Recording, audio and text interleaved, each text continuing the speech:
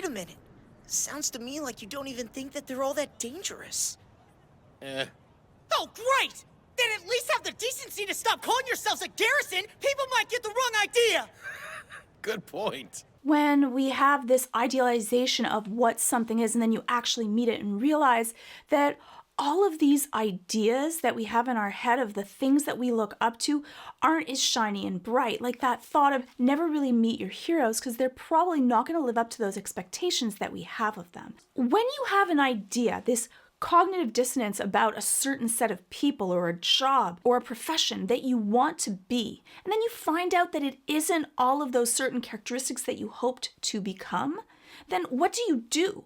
Do you go in and still join the thing that isn't what you hoped it to be? Or do you decide, you know what, I'm just gonna make my own thing in the form that I wish that it would be? And definitely certain personality types are the ones that will actually decide, you know what, I'm just gonna break the mold and make my own. Personally, I take a lot of stock in being called a freeloader. It means things are good. Good? We could live in a cage. And what I love about Eren is that he doesn't just buy what everyone else is selling him. It's not good enough for him. He doesn't see this peaceful life as happiness or fulfillment. He wants more. And people that lean more towards being oppositional often look beyond the things that are just fed to them. They want to analyze it and take a look at it from another direction. They are the ones that are the visionaries, that are going to try something new and different, that don't fall in line, that don't just follow all of the rules because those are the rules that you should follow. Why? Because you should. That answer isn't good enough. They want to find out that those rules fit within their reasons of what is right and what is just. Do me a favor, huh? Don't let anyone know I was crying. Yeah. Still though, you don't even remember why?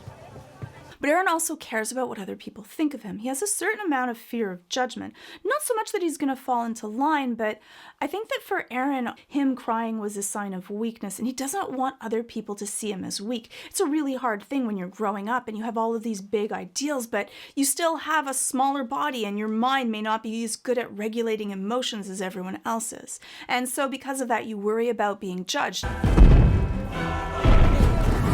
Eren, no! The house is in that direction. Mom's up by herself. Mikasa! Eren has this reactive nature. Sometimes he does things because he feels that they're right without really thinking through all of the consequences to that. And that's why Mikasa is often there to kind of rein him in and make sure that he's protected and safe. That gives a lot of strength to his character, but the part of your brain that deals with consequences to actions, the prefrontal cortex, that hasn't developed yet for him, and it doesn't really develop until you're 24. And so that means that often, especially when you're in a high stress situation, you're going to do something first and then think about what the consequences might be afterwards. And that can get you into trouble. And that's why with like hormones and when you're going through puberty and trying to become an adult, often you'll do things without really thinking about it, which could have been beneficial 100,000 years ago for the tribe, where you're going to do things that are more risky and perhaps more dangerous, things that other people wouldn't do. And that could benefit the tribe to be able to survive or even start you in that position to be a leader. That was the time when you would be breaking out and forming your own tribe. And so those people that took risks and won from them often then were looked up to by their peers and then followed. It's them. You've got to get out of here. Eren, just take Mikasa and run! Now! I want to more than anything! But first I need you on your feet! And that strong, bold belief in yourself and your ability to be able to do it. He's stalwart and stubborn. Nothing's going to get in his way. He's going to do whatever he has to be able to get his mom out or die trying. Sweetie, listen to me. My legs have been crushed. Even if you could get me out of here, I can't run. Whatever, I can carry you! Will you just shut up and listen to me for once in your life? But he won't. He can't. There's nothing that's going to be able to stop him from getting his mom. That's the thing that he's put in his mind, and he will stay there no matter what. Even if a Titan comes right next to him, he's not going to be leaving her side, which is so beautiful as a personality trait, but you can also see how detrimental that is because odds are then they just all three die. One thing I'm asking you, one thing! Mikasa, make him! I can't! You want all three of us to die? And because his brain is in fight or flight, that's the time when that part of your brain that deals with, even if he had a good set of what are consequences to actions, the part of his brain, the cognitive part, is shut off. He is in protect mode, and that's all he's gonna do. At his own detriment, it doesn't really matter. So even though she's negotiating, she's trying to use anger, she's trying to use logic, she's trying to beg and plead, nothing's going in. His brain isn't even registering it. He doesn't even probably know what she's saying. Whenever you see someone kind of that white in their eyes, nothing's really processing. And so it doesn't really matter what you say. Hannes! Take the children and get them out of here! Hey, I'm a trained soldier. My skill set is killing titans and saving lives! No way!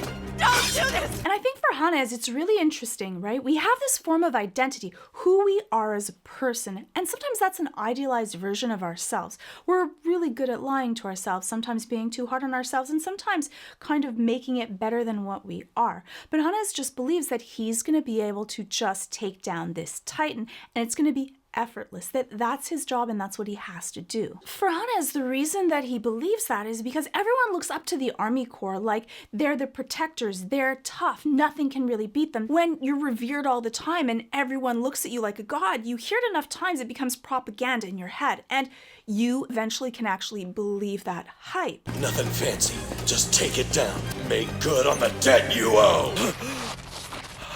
For Hannes to come face to face with something that an insurmountable odds. No! What are you doing? Put me down, you... Thank you. I still have to commend him for thinking still, for not just running away in fear. He does the second best thing, which is taking the kids and making sure at least he can get them out of harm's way. Wait! No! I love you! You hear me? Stay alive!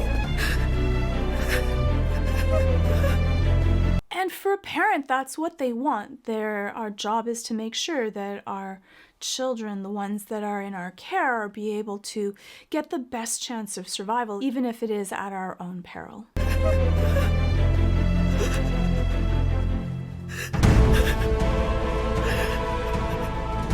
leave me!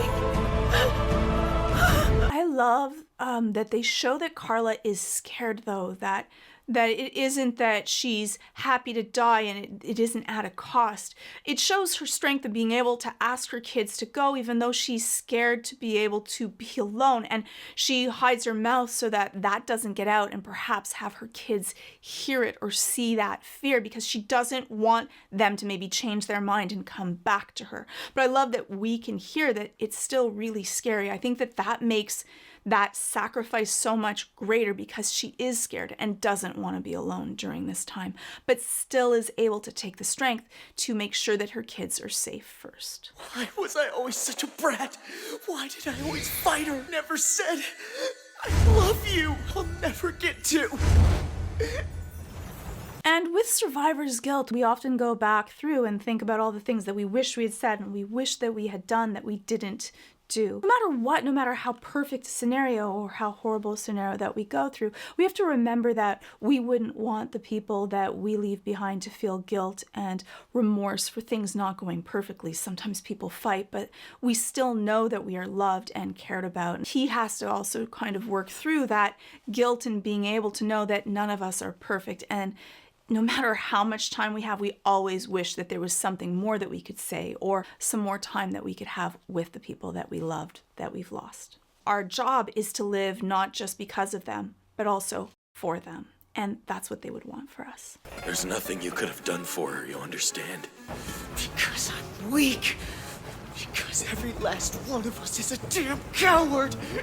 And that's what happens with that feeling of helplessness, right? He's talking about being trapped, being cattle, just sleeping and doing things. And that because he's so young, he's powerless and there's nothing that he can do against these titans. And when we deal with learned helplessness, that feeling that no matter how hard we try, the end result is going to be the same, we can kind of go two ways. You can end up being, you know what, I'm just going to give up and let whatever happens to me happen to me and no longer care. Or you can go the other way, which decides I have nothing left to lose. So you know what? I might as well go down fighting and fight like hell.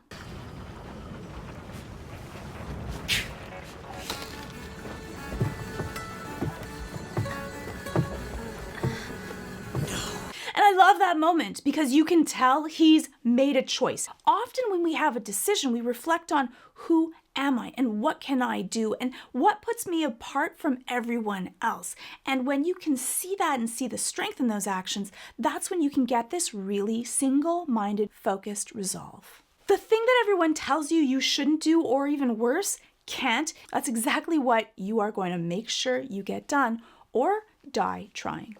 No, this is over. What are you? What's wrong? You see something?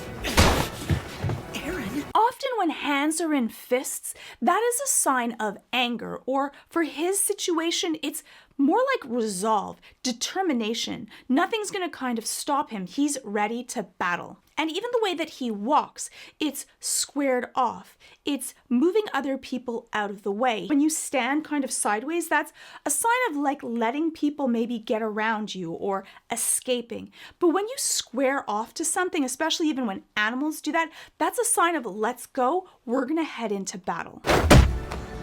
I'm gonna put a stop to this! I'll kill them all! Every last one! And I love his voice. I love that gruff, deep voice. When we're scared, our pitch goes up. When we're resolved or angry, well, even when we're angry, our pitch could go up. But his voice goes down, and that's a sign of strength and a sign of a resolution that nothing's really going to stop us. And that's the personality type that will have cycling thoughts of being able to get the job done better than anyone else can. That will be thinking of a solution outside of the realm of what everyone else has thought of.